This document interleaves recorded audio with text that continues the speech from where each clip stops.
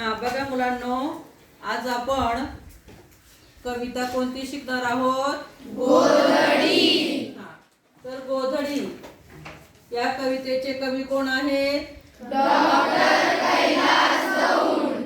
तर आज आपण पाहतो की पांघरण्यासाठी अनेक वस्त्रांचा वापर केला जातो. त्यामध्ये सर्वात जुनं जे वस्त्र आहे त्याला मायेचं उभेचं वस्त्र म्हणून त्याच्याकडे पाहिलं जातं, ती म्हणजे गोधडी.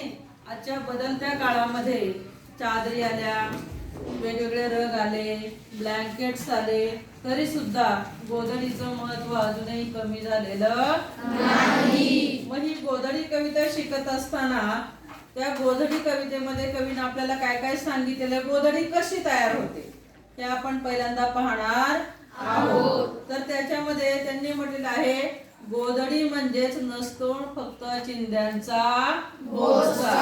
मग हे जे आहे याला काय म्हणतात? चिंध्या. त्या चिंध्या कशा आहेत?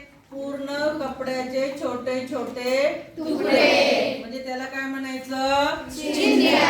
आता याच्यामध्ये बघा, एकही कपडा पूर्ण नाही म्हणून यांना काय म्हणायचं? चिंध्या. मग या चिंध्या ज्या आहेत त्या अस्तरावरती बसवलेल्या आहेत. पण हे जे अस्तर आहे, असा जो मोठा कपडा असतो त्याला काय म्हणतात? अस्तर. बरोबर आहे. तर हे अस्तर जे आहे ते कशाचं आहे? तुकड्याचं. बरोबर आहे की नाही? आणि मग या अस्तरावर ह्या ज्या चिंध्या आहेत ह्या दाटी वाटीनं बसवलेल्या असतात. पण त्या चिंध्यांमध्येही आपल्याला वेगवेगळे आकार पाहायला मिळतात. हा आकार तुम्हाला कशाचा वाटतो? की काय दिसते आहे? पट्टी दिसते आहे. बरोबर आहे की नाही?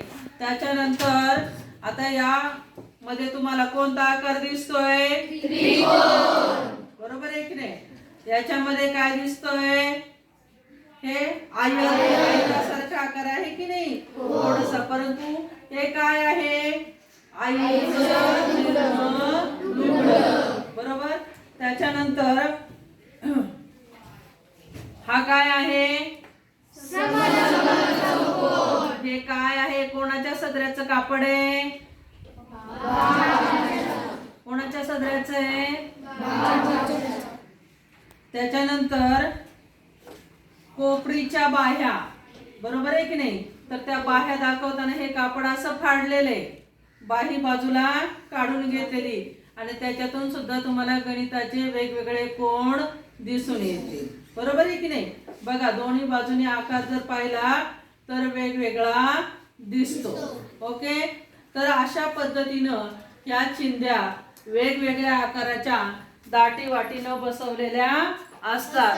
आणि मग सुई धाग्यानं शिवून अशा प्रकारची गोधडी तयार होते, की जिच्यामध्ये तुम्हाला वेगवेगळे आकार पाहायला मिळतात. आहेत का? रंगसंगती, वेगवेगळे आकार, आणि त्याच्यातून मग हे मायेचं उबदार वस्त्र तयार होतं, की या वस्त्रामध्ये आई, आजी किंवा आजोबा यांच्या मायेची ऊब त्या कपड्याच्या रूपाने मिळत असते, आणि त्याच अस्तरामधून त्या कपड्याची ओळख आणि त्यांच्या मायेची जाणीव होत असते.